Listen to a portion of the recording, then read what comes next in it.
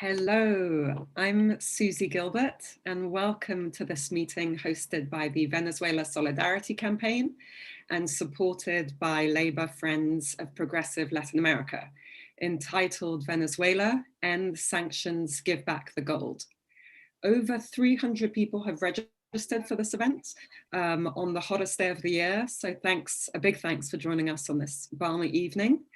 As you know, the focus of this evening is ending the US sanctions against Venezuela so Venezuela can fight harder against COVID, and the case of the Venezuelan government and its desperate need to access the 31 tons of gold that it deposited in the Bank of England some years ago that is worth over $1 billion.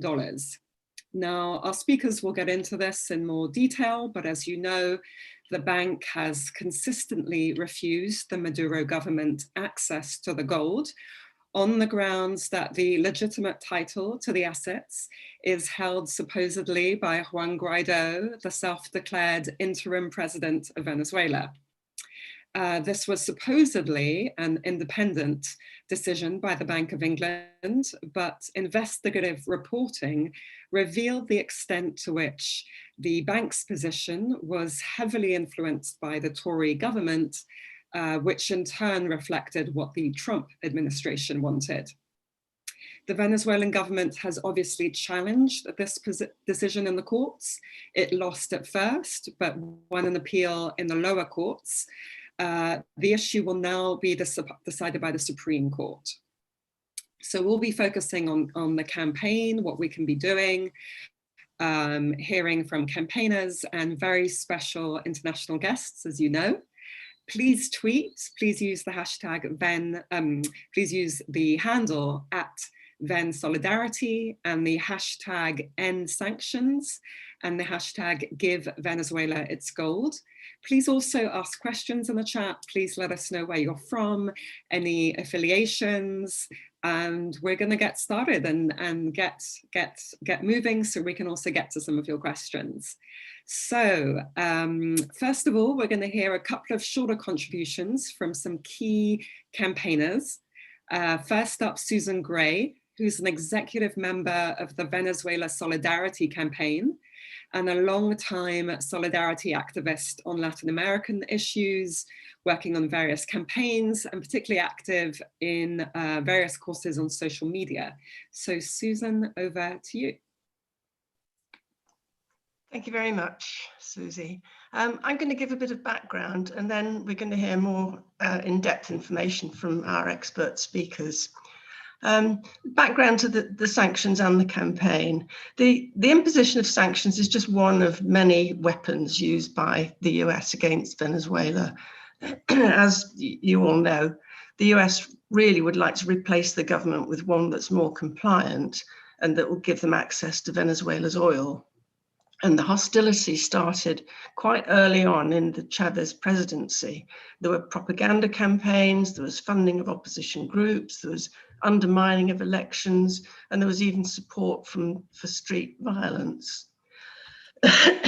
But the sanctions started with Obama in 2014, and he designated Venezuela an unusual and extraordinary threat to US national security. And this laid the legal groundwork for sanctions. And that was followed by cancellation of visas for public officials and the freezing of assets abroad. And these measures very quickly had a negative effect on business confidence. Foreign companies based in Venezuela started to pull out. Companies abroad became reluctant to trade. Foreign banks refused to handle Venezuelan transactions. And then the sanctions were intensified by Donald Trump. The effects have been really wide-ranging. They damage the economy, they obstruct trade, and they cause shortages of essential goods, and they do result in a lot of hardship to people.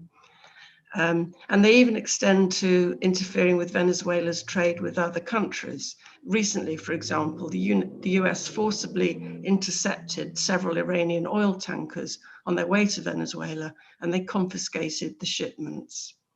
And another shocking example is the arrest of the Venezuelan diplomat, Alex Saab, whilst abroad, trying to facilitate imports of essential supplies.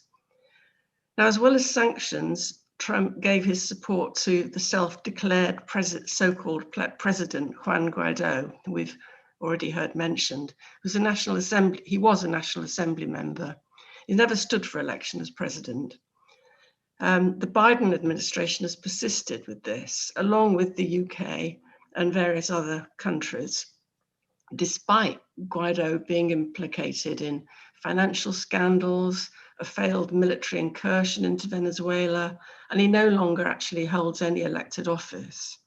But he is very much the US's creature, and he could end up the recipient of stolen Venezuelan assets. So his position is inextricably bound up with our campaign against US policy on Venezuela.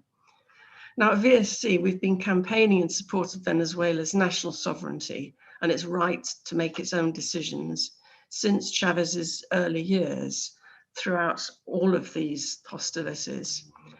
Not many people get the chance to see Venezuela for themselves, so countering misinformation is an important part of what we do.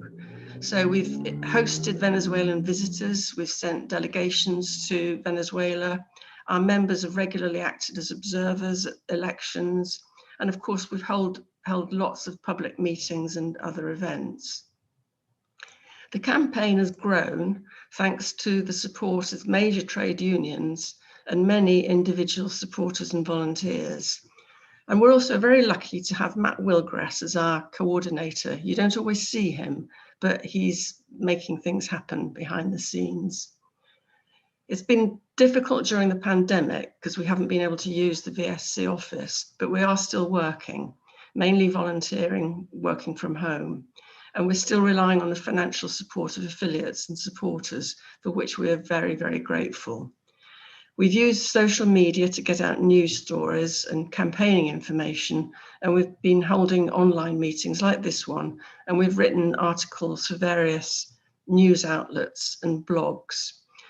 So as the COVID crisis continues, US sanctions are not only causing hardship to the Venezuelan people, but they are even harder to justify. So please keep on supporting the campaign. Solidarity is really important. Thank you very much. Thank you, Susan. And yes, a big shout out to Matt Wilgrass, who's always, well, often behind the scenes, but doing amazing work. We're next going to go to Luke Daniels, who is president of the Caribbean Labor Solidarity and an executive member of the Venezuelan Solidarity Campaign. Luke was born in Guyana, but settled with his family in the UK in the 70s, since when he has pursued his commitment to anti-imperialist politics. Luke. Thank you. Thank you very much for that introduction. Can you hear me? We can hear you. We can't see you unless others can see you. Right. I suspect you can't see me because I'm actually using my phone. Unfortunately, my laptop crashed just a few days ago and it's in the workshop. Okay. So I'm just having to use the phone. I'm not sure how to get an image of it or to get my picture. So if it's okay, I will speak. Go ahead, yes. Thank you very much for inviting me to this webinar and to raise awareness really about the injustice of British in seizing Venezuela's gold. Caribbean Labor Solidarity has been active for over 40 years fighting for peace and justice in the region. We've actually been raised on the myth of British justice. Continually being told about how good it is and how important Britain is to standing up for justice in the world. And many people still want to believe this, despite we know of the miscarriages of justice, including the Guildford Four, who were imprisoned for over 17 years wrongly for the bombing of a pub. And also we know of the way the Windrush generation has been treated in this country. Britain actually destroying the landing cards of many people who came from the Caribbean to help Britain in the rebuilding after the war, and then be treated in the most hostile environment as they described it. Many people actually suffering a great deal of distress because if they left the country, they were not able to return, often to their children, grandchildren, and some ended up committing suicide. You know, and they set such restrictions on people in terms of proving that they had a right to be in Britain. They put the onus of the people from the Caribbean. And in fact, they actually destroyed the landing cards and the documents that they could actually know and prove that the people were entitled legally to be in Britain. They continue with that hostile treatment of people who actually came to this country to help in the rebuilding by treating them badly. They still have not paid compensation. People have lost their homes, lost their jobs, lost their lives, lost their children. They've had so many losses, and the pain continues to rack up. So we know that this society is not one that treats people well. Now, with the theft of Venezuela's gold, you know, we demand that they return this gold, because it does not look well in the world that, you know, somebody is trusted, or Venezuela has trusted this country with holding their precious gold in the vaults of the UK, and that they will be returned when they wanted it back. And for them to keep holding on to it is an outrage. And we will continue as Caribbean Labour Solidarity to raise this question, to make the people of the English-speaking Caribbean aware that this injustice is happening. And we will continue to fight for Venezuela's gold to be returned, and also for the sanctions to end, the illegal sanctions which the American has imposed, and which Britain, as a poodle, as they've been described, just carry out the wishes of the Americans. We need Britain to stand up for the sovereignty of the many nations in the Caribbean and show leadership in the region. We are aware that in the way in which they abandoned Little Grenada when the Americans invaded that revolution to squash it. And we need for Britain to show more leadership by standing up in the region for sovereignty, standing up for the right of Venezuelans to choose what kind of government they want, and for Nicaragua and for Cuba, and to end the blockades and to end the hostile behavior that they just carry out because the Americans demand it of them. Say, thank you. Oh, sorry. Cuba, viva Venezuela, viva Nicaragua, viva the revolutionaries in the Americas. Thank you. Thank you, Luke. So we're now going to move to some of our very special international guests for some more in-depth analysis. So first, we're going to go to Fravia Márquez, who's our special guest today and an advisor to the Vice-Presidency of the National Assembly of Venezuela. She's joining us from Caracas. It's an honor to have you, and we're excited to hear from you. So please go ahead, Fravia. Thank you, Suzie. Thank you to everyone in the Venezuela Solidarity Campaign for the invitation, of course, and also for all the help you give to my country and to Latin America. Well, the highlights you made at the beginning, the team are very accurate, and I think there's not that much less for me to say. I'm going to start my counter, so I make sure I will speak the amount of time you request me, so I can leave time for all my colleagues that are in the panel too today. Well, I would like to raise awareness on two issues today. One would be the gold, as you said, and also the unilateral coercive measures, the sanctions, and the work of the National Assembly in this matter, in this new momentum that Venezuela is living, politically speaking. I am going to speak as the point of view are my own. I'm not speaking on behalf of my boss, who is Vice President Maria Iris Varela, and I wanted to make sure of that.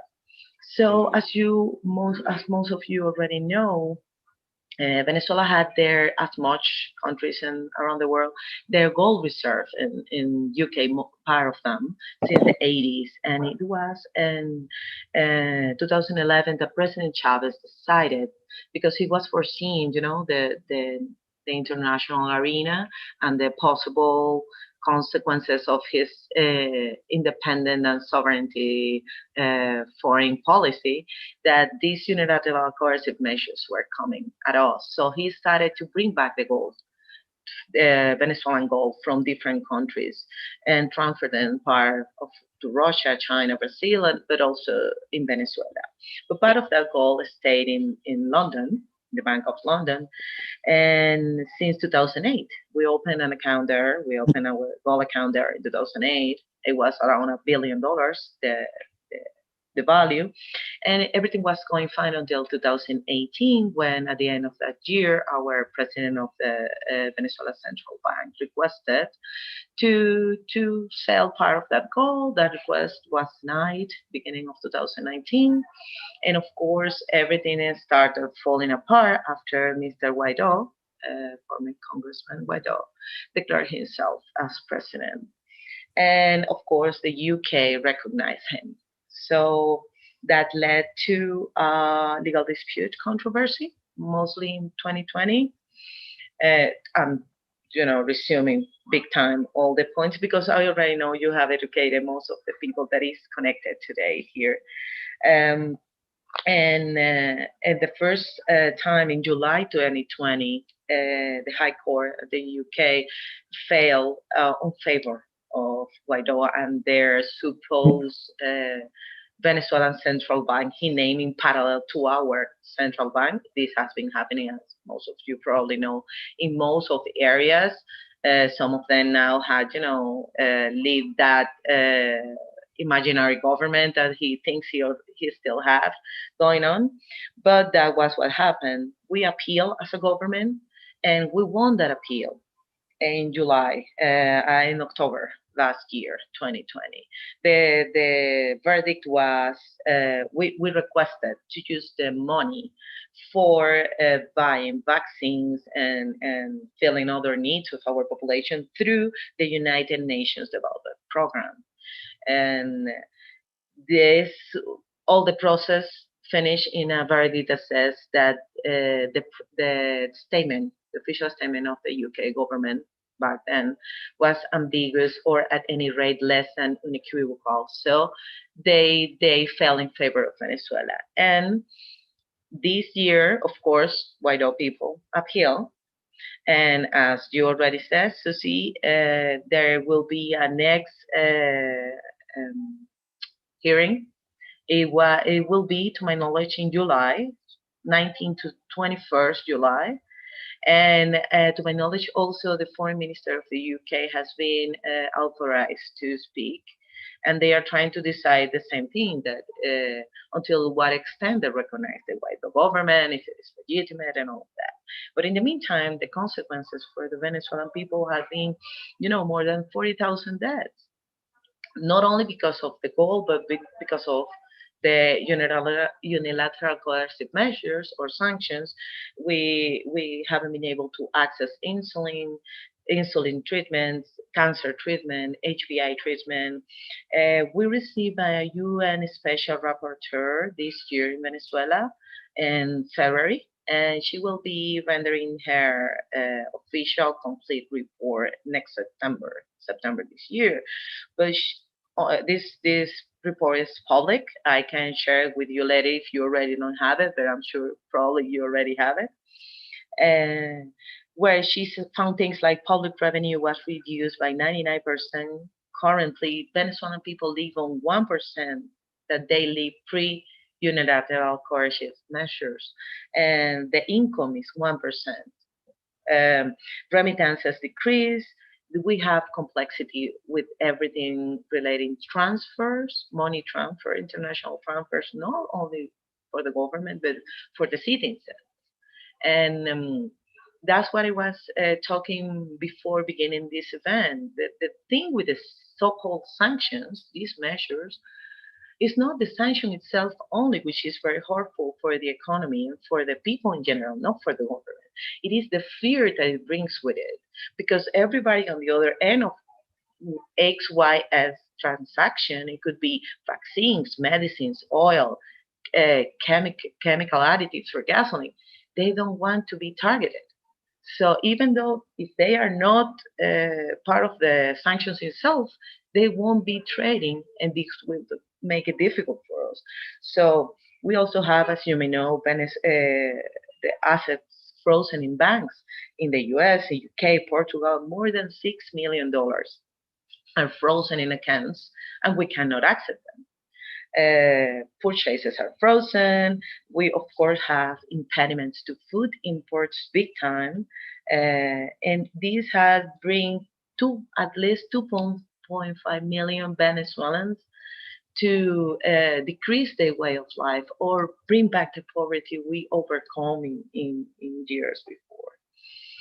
That's related to sanctions. That's like a big brief, no, of this subject. Now, regarding the National Assembly, as most of you know, we had parliamentary elections according to our scheme that is in our constitution. We had to renew the Congress people, our National Assembly. We held it past December. In that elections, we had more than 14,000 candidates participating, and around 114 political parties, different from the PSUV, which is the biggest party, the official party of the government right now. And in that election, people were voting, even though the opposition was divided. You have the Guaido back supporters calling not to vote, trying to, bring down the results of the elections so they could call it that they were not legitimate, as they did after, sabotaging. And then you will have the election, the opposition that is, they don't agree with the government, but they want to resolve things through democracy and participation, and recognize we need to overcome this crisis as a whole, as a country, as Venezuelans. So we got elected 20 representatives of 277 deputies or Congress members we have now. 20 are from different political parties, opposition parties. And even though they are minority, as they said always here, they are in key positions inside the committees, inside the National Assembly, and they are bringing their voice out because they are still opposition. They want this government not to be in power. They would like to be government in the future, but following the correct way, democracy, not giving our sovereignty to other countries, asking them to invite in us, or war, all that happened through the Guaido era that I was also commenting before is coming down, internationally speaking, and we are holding elections this year because we need to elect mayors and governors in Venezuela. This is going to be in November, with the participation of the opposition inside the Congress, inside our National Assembly, and outside. The ones that didn't participate last year because they follow, the guidelines of the Guaido lovers, as we call them sometimes, and now they want to participate. They are going to participate. You will see is going to be official. They are having official talks. Even Guaido itself and their supporters that were from the congressmen in the last assembly are talking with our deputies. So you would say, even though the big media do not highlight these issues, especially in other languages.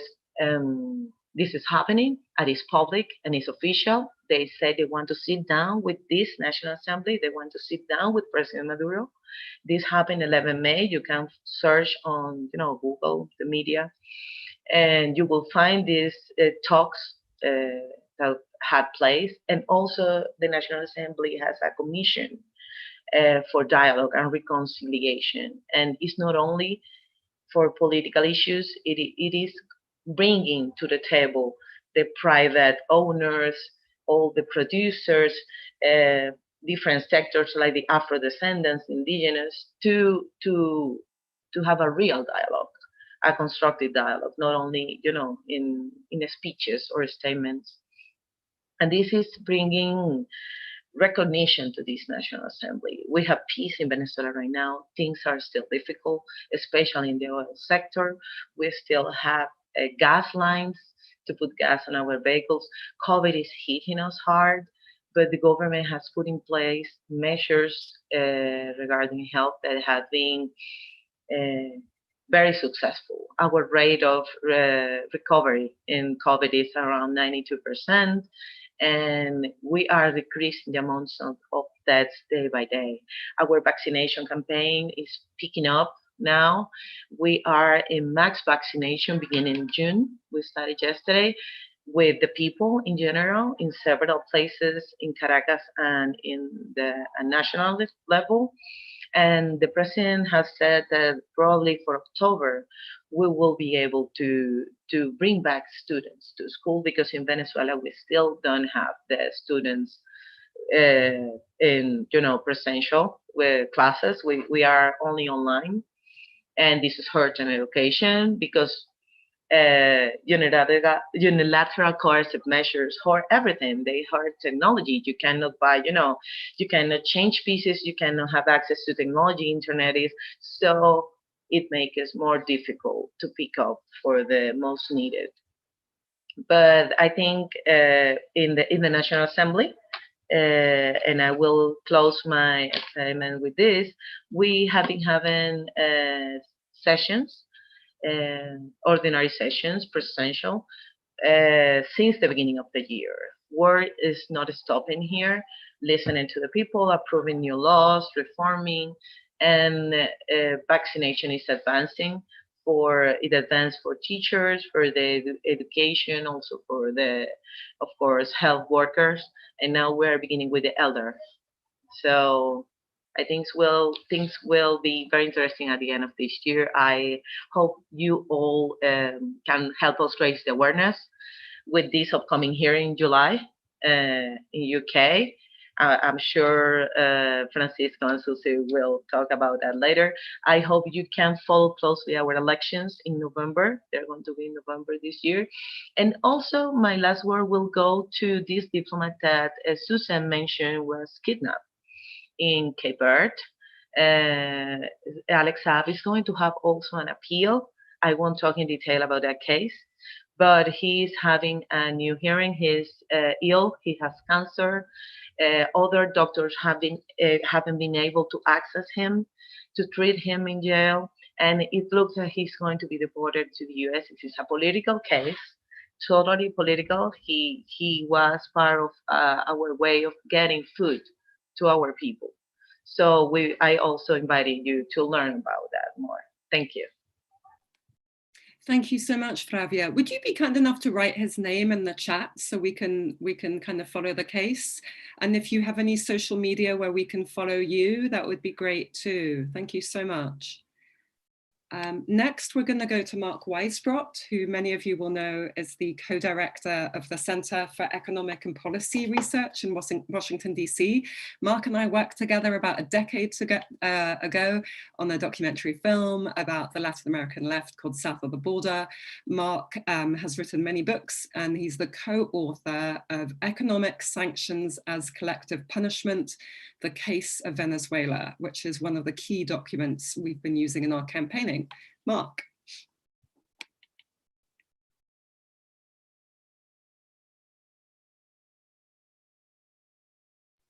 Hello, Mark, over to you.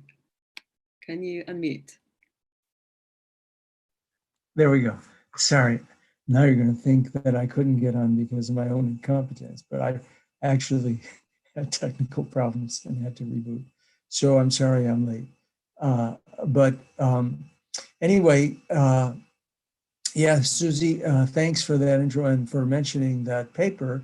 It was the first paper to estimate how many people had died as a result of the sanctions. And it's interesting because there were people from the right, trolls mainly, who tried to say, criticize, our results. All we did was we looked at the only available data for mortality, which was produced by an opposition group that did a survey for 2018, and we compared 2017 to 2018. And we did a lot more in the paper. We talked a lot about the sanctions and the economic impact. But for the mortality statistics, all we did was say, well, what happened to mortality in that year since Trump imposed the 2017 financial sanctions, which were more severe than the prior sanctions that had been in effect. And it's interesting because that's exactly what everybody is doing now to try and get an estimate of the people who die from COVID. They're estimating what they call excess deaths, which is how much mortality has gone up since the pandemic. So the same thing that we did. And the only reason we were able to get those numbers at all is because the UN leaked them. The opposition didn't want people to know how many people, and they still don't. And they never produced another. The survey was supposed to come out every year, and there's never been another one because they don't want people to know how many people have been killed by the sanctions. I would say it's almost certainly in the hundreds of thousands now. And I want to emphasize, and we'll eventually get an actual estimate of that. But I think it's really important to emphasize the enormity of this crime and to call it a crime and to make people understand how much of a crime it is, because, that's the only way we can, well, it's not the only way, but it's one way we can win this fight. And I want to frame this in terms of winning it because, I'll give one example from the US where it took 5 or 6 years, but we got both houses of Congress to vote for the US to stop its military intervention in Yemen, including, logistics and intel sharing and refueling of the Saudi planes.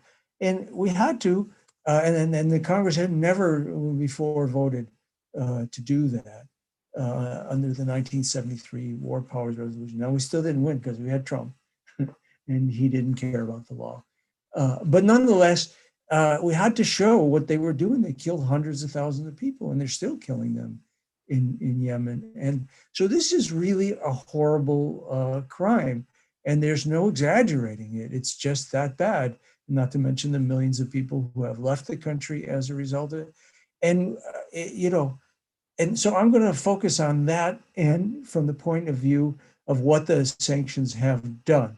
Now, the first thing everyone has to realize is that the sanctions are the cause of the economic crisis that you have today. And that's easy to show because, first of all, in August of 2017, the government prohibited basically the US government prohibited the Venezuelan government from borrowing and restructuring its debt and doing anything to participate in the international financial system. Actually, it increased after that. They did more things. They, by recognizing Guaido, they took away all this income. And Fravia mentioned some of the gold that they stole from Venezuela. And so this was a massive attack on the economy. And one of the things that it led to was hyperinflation. Now, by the classic definition of hyperinflation, which is the severe definition, which is you have to have at least 50% in a month of price increase, which at an annual rate is about 13,000% a year.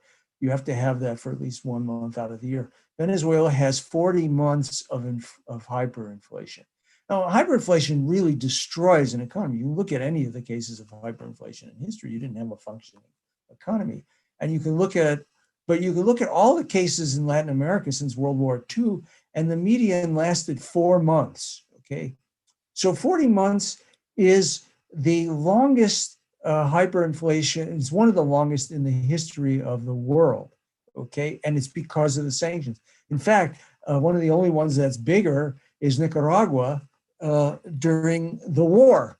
They had 58 months, and it was the same thing. It was a more violent, more directly violent US intervention that prevented Nicaragua from recovering, having their economy recover. So the sanctions really prevent any real economic recovery. And that's what makes them so lethal, not to mention the loss of revenue and the loss of the economy. You know, the decline, the best estimate we have for the decline in the Venezuelan economy from 2015, which is when the sanctions actually started, to 2020 is just over 74%. In other words, Venezuela's lost 3/4 of its economy in terms of real inflation-adjusted GDP. I've never seen that anywhere. It's certainly a record in the history of Latin America, but also, I mean, probably there's another example like that, but it would have to be a war where the whole country was destroyed. So that's what they did. And that's why so many people have died. Other statistics you can look at, the fall in imports is about 80%. This is an economy that's very dependent on imports for its production. The fall in oil export, and Francisco Rodriguez, who probably knows the Venezuelan economy better than anyone in the world, estimated about 17 billion lost in just the oil revenue from the sanctions. And that, I mean, you know, compare that to the cost of what the government spent on medicine back when the economy was growing. It's about 2.5 billion a year. So this is what these kind of losses do. This is the kind of human impact that they have. And in terms of the crime that was committed, you have statements from the US government that show what the sanctions are intended to do. So you don't have to prove intent. And by the way, did I say that it's an actual crime according to the Geneva and Hague Conventions, which the US is a signatory, and so is the UK and most of Europe, I believe. So you can, it's, and this is I emphasize this, that it violates these treaties because this is a very common sense thing that almost everyone can understand. If you have something that all nations agree is a crime when there's a war going on, okay, so when people are shooting at each other and bombing, then that should also be considered a crime when it happens when there isn't technically a war going on. And so that's the only reason why the US can't be prosecuted under those conventions, because those only apply to war. But from a human or a moral point of view, or a political point of view even, this is the same as a war crime, because it violates the provisions of these treaties. And people from the UN have actually said this. They've compared it and they said, yeah, this is really should be, that's just a technicality, that those treaties were written to apply to wars. But this is really the same thing. It's a collective punishment. And here, just to show you how the punishment is, Pompeo in March of 2019 said, referring to the sanctions, the circle is tightening. The humanitarian crisis is increasing by the hour. I talked with our senior person on the ground there in Venezuela last night. You can see the increasing pain and suffering that the Venezuelan people are suffering from. And he was pointing to it very clearly in that press conference as something that was going to accomplish their goal of regime change. And Human Rights Watch has called attention to a similar statement that Pompeo made with respect to Iran. He said, the sanctions in Iran, he said, things are much worse for the Iranian people with the US sanctions. And we are convinced that this will lead the Iranian people to rise up and change the behavior of the regime, which he means overthrow the government, of course. And so that's what they're actually doing right now. And that's what they've been doing for more than 5 years. And Suzie, you can cut me off when I'm over the time, because I'm not sure when it ends. Do I have? You've got a couple, like 3 minutes. Okay, that's enough.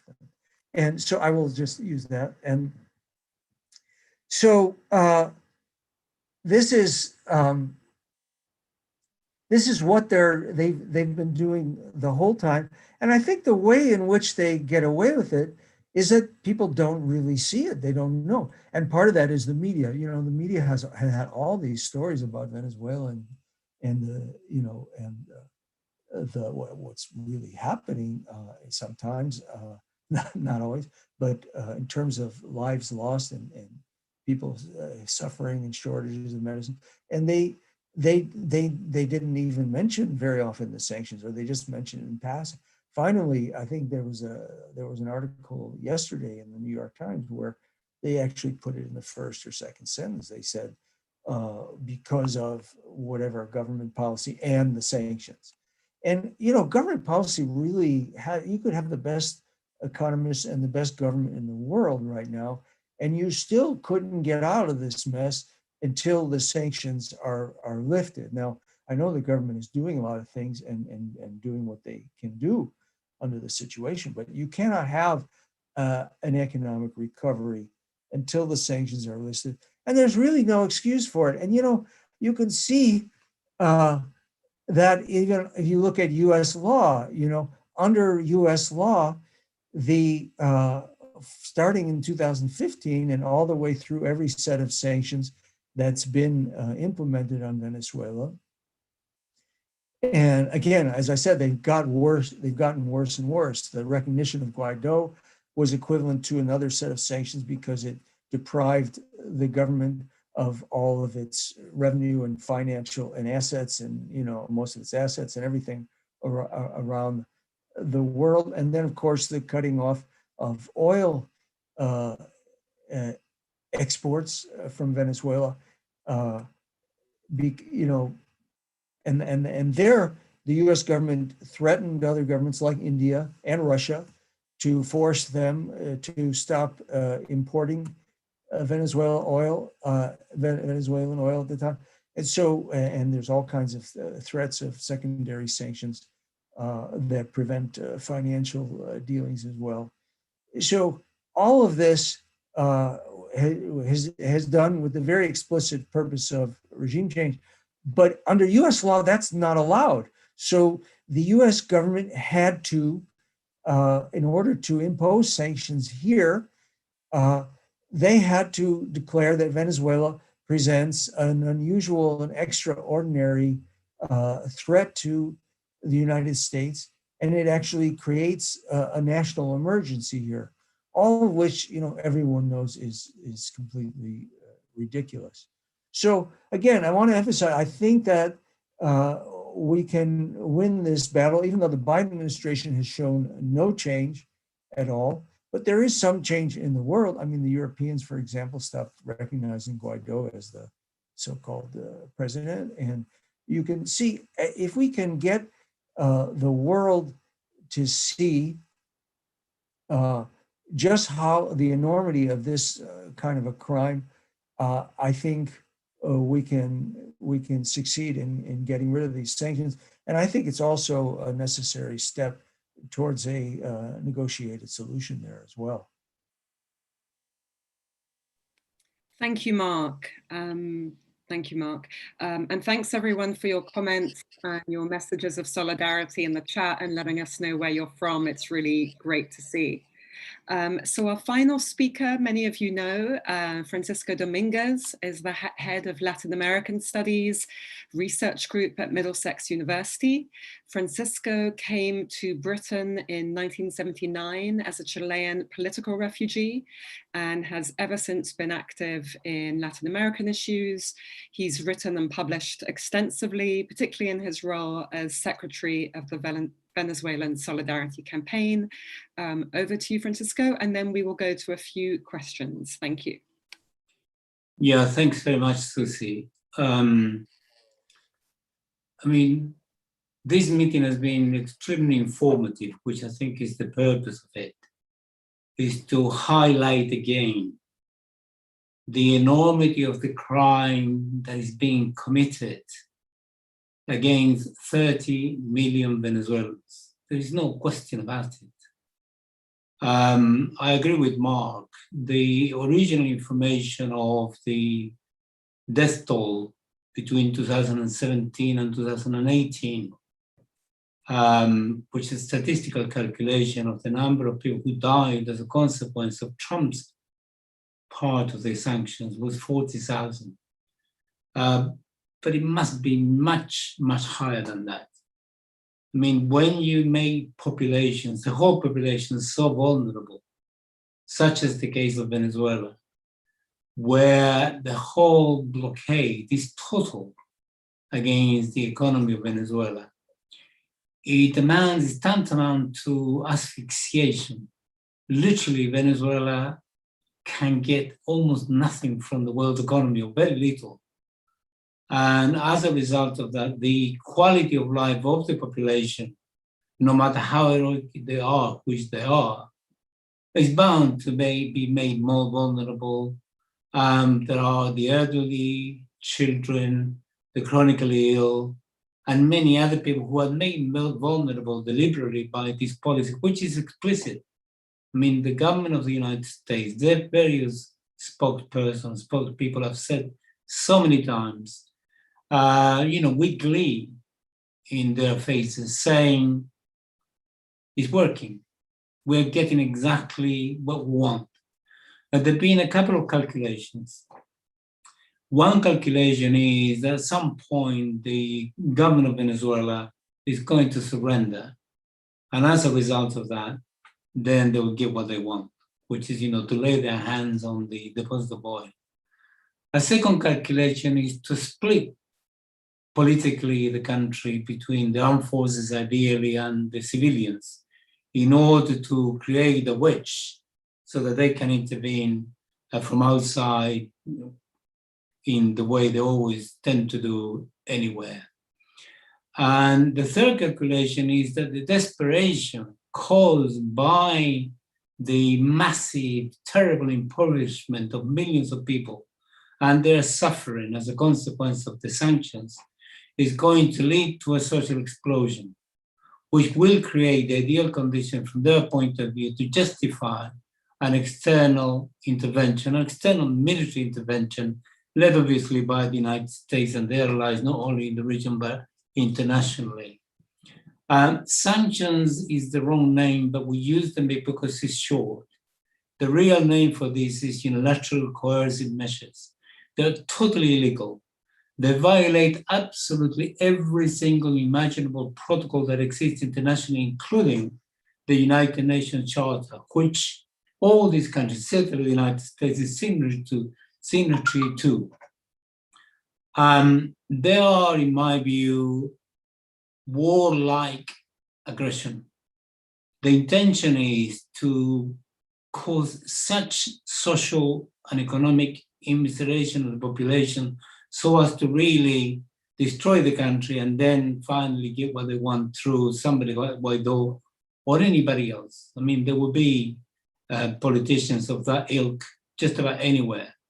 And this is very, very important worry and concern that we have expressed before and should be part of the consciousness of many leaders internationally, which is this: if the United States is able to inflict such level of economic asphyxiation and suffering on any country in the world, nobody is exempt from being applied such a measure such a medicine, such aggression by the United States. The United States doesn't have any contemplation when it comes to the question of applying this sort of thing.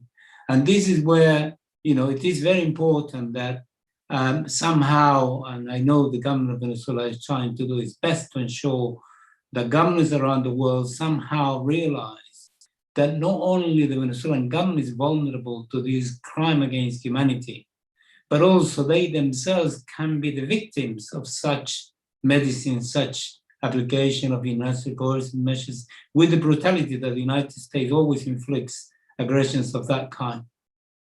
This brings me into the question of the UK. What on earth is the UK participating in this?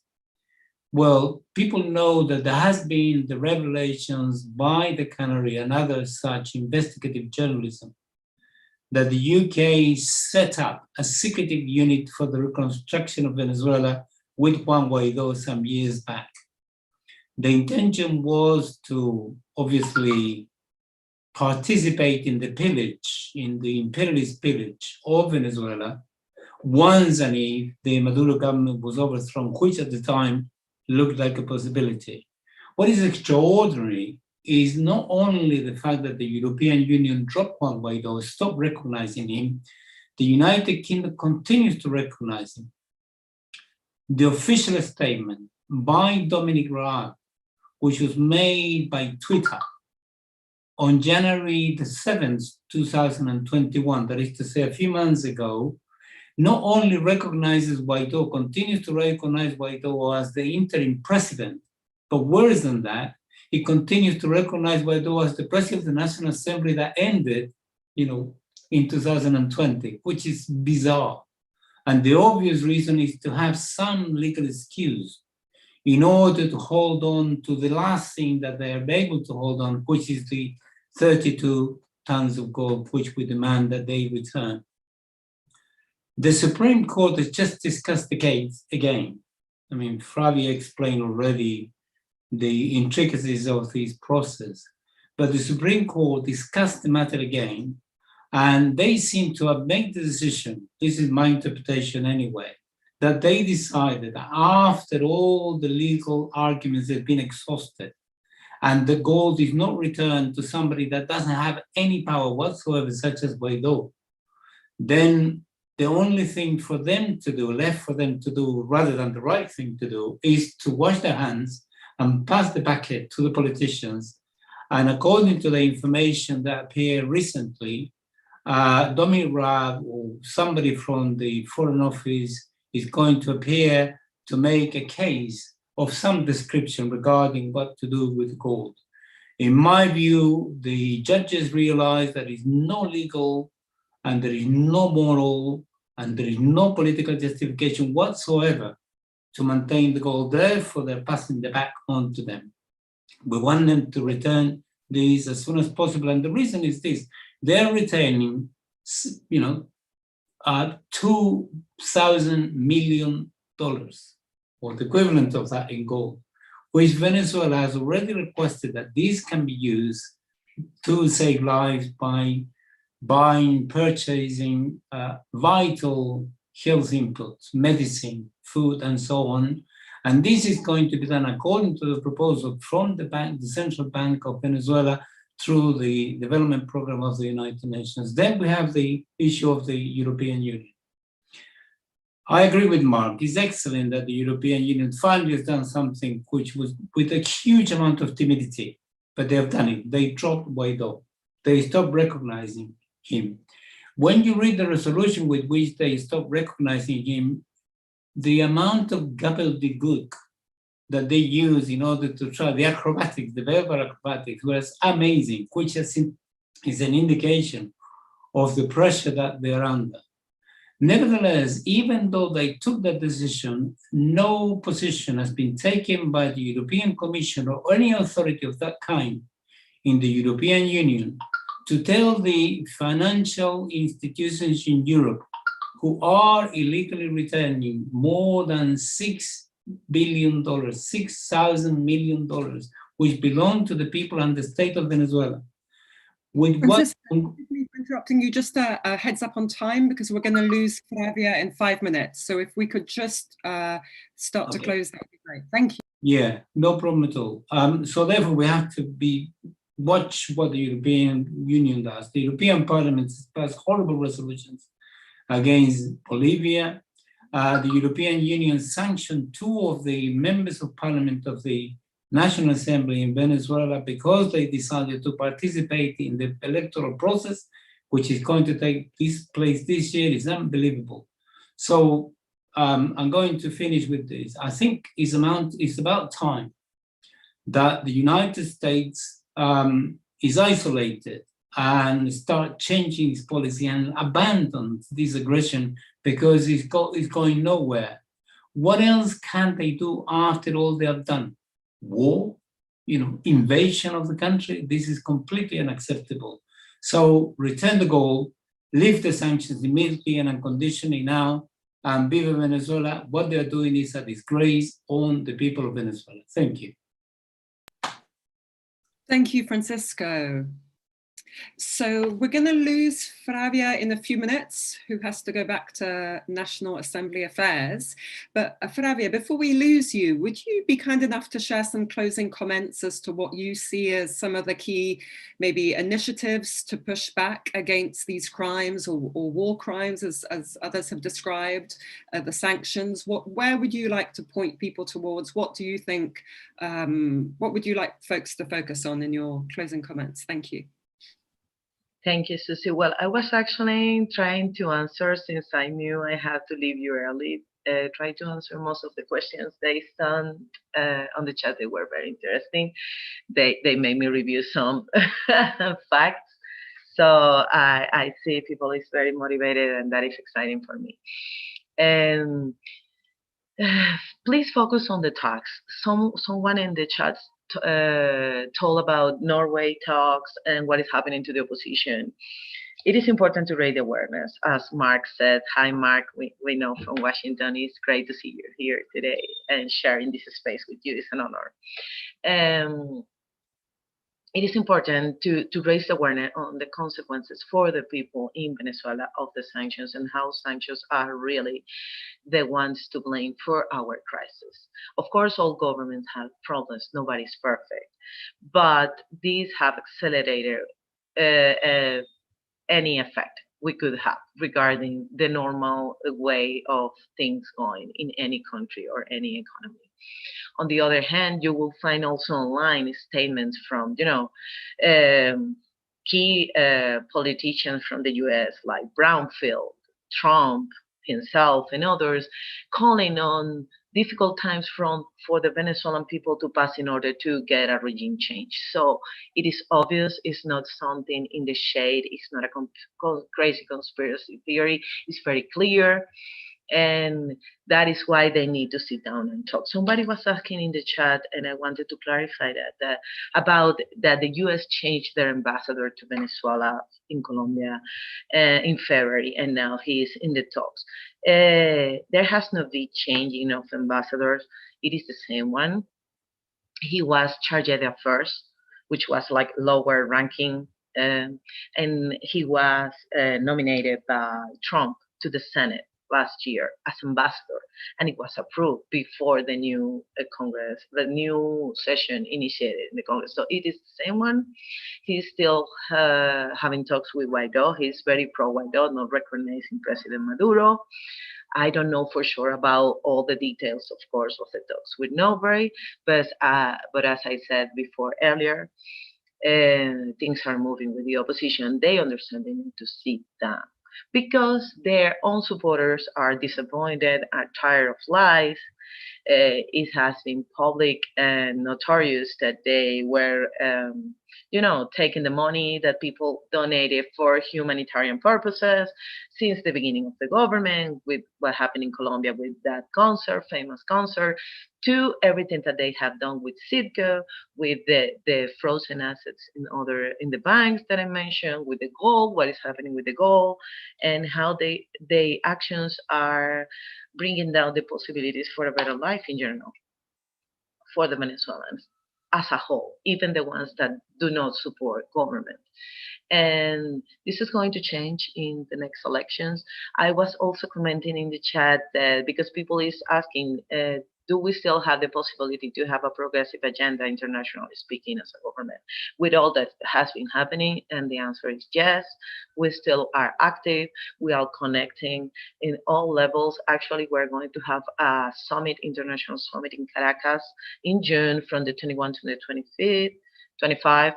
Named the Bolivarian Congress for the Peoples of the World. All the sectors, as we call them, are included, like women, young, workers, Afro, elders, everybody, women. They are included, and some of them will be here in Venezuela, and they will be having this, building this agenda to go forward for Venezuela, but not only in solidarity, but with facts, with actions, but also connecting the struggles. Because as we were discussing earlier, also in private, people had to make a living every day, especially in the so-called imperialist countries like the US, like UK, like, you know, any capitalistic economy. And it's so hard that the system make it so hard for you that you don't have time to realize that what you live is the same that other people in other countries is living, or it's because of what you're doing that is happening there. So we need to overcome this kind of blockade, and connect the struggle. So it's not only to receive your support that we really need and appreciate right now, of course, but also to connect the struggles and make it visible. We need to visualize what is happening. That will be my final comments. Thank you. Wonderful. Fravia, I asked you this earlier, but can we follow you on social media anywhere? Can we keep in touch with you in any way? Oh, yes, I will leave my Twitter on the chat, my Twitter account. Okay, great. Thank you. Thank you. Amazing to have you here. Thanks for your energy and thanks for answering all these questions. So our next question, I think we'll go to Mark Weisbrot. Mark, you were saying that in some ways things haven't really changed under the Biden administration. Obviously on the domestic front, there's been a lot of change. What space do you think there is to pressure for a change in foreign policy on the issue of sanctions? And also, what do you think, somebody's asking, what do you think we can do in relation to the EU, where at least there's been a little bit of positive movement that you talked about? Yes, well, I don't know the EU politics as well, but in the US, what I said was that the Biden administration hasn't changed the Trump policy in Venezuela or in Latin America generally. And but I think there's definitely people in Congress, in fact, who want to, and even on Venezuela. There was, I should post it on the list here, there was an article in the Washington Post a couple of weeks ago where the chair of the House Foreign Relations Committee, Meeks, was saying that he was criticizing the administration on Venezuela and said that the U.S. government is missing an opportunity to have or promote a negotiated solution and to support it. And he offered to play a role in that even. And he didn't get any response as far as I could tell. But that's not insignificant. This is the chair of the House Foreign Relations Committee. And in the United States, more than other countries, the Congress has a role in foreign policy, not enough, and not its full constitutional role, but it does by law have a bigger role than it does in most countries. And so, and you do have other efforts in the Congress. You have, you had legislation introduced by Ilhan Omar last year to make it impossible for the president to impose sanctions without the consent of Congress. I mean, there's a lot of complications here. Obviously, there's the Florida politics and the things, and Trump really pushed it back push things backwards some. Not that he was vastly different, Obama's foreign policy, especially towards Venezuela, was the same as Bush's, and his Latin American policy, was pretty much the same, except for the last thing he did on Cuba. But Trump was more extreme and more violent, or more violence prone, I should say, in general. And Rubio was elevated as a player, and that increased the power of Florida, which is a very bad influence on U.S. Foreign policy. So I think that's a problem we're dealing with, but there's definitely more resistance to this than there has ever been. And I think Biden, more than other presidents, would listen to the Congress if they can build a stronger base there. I think that's our best chance here. We can't really lobby the executive. Thank you, Mark. Thank you for that summary. Thanks again to all the campaigners and activists in the audience. We've got folks from Namibia, Norway, Canada, California, the UK, all over the world. Now in the chat, please take a note, and please do make sure you've already signed the statement against the sanctions, the petition to give Venezuela back its gold. If you can, please donate or become a member of the Venezuela Solidarity Campaign. As you know, we need to push the UK government to abandon its adherence to the US's regime change agenda, and to, get involved in dialogue with the Venezuelan government. It's great to be all together and to be part of this international solidarity movement. Thank you to all our speakers, and this is the time to really double down on our efforts to end these illegal criminal sanctions and to stop the withholding of Venezuela's assets. Make sure to follow all the speakers on social media. And thank you so much for being here. Thank you, of course, to Matt and Ben for producing this event and all the hard work they do behind the scenes. And thank you for being here on such a warm summer's evening. Bye, everyone. Thanks, Susie. Bye, everyone. Thank you, everyone. Thank you, Susie. Thank you, everyone.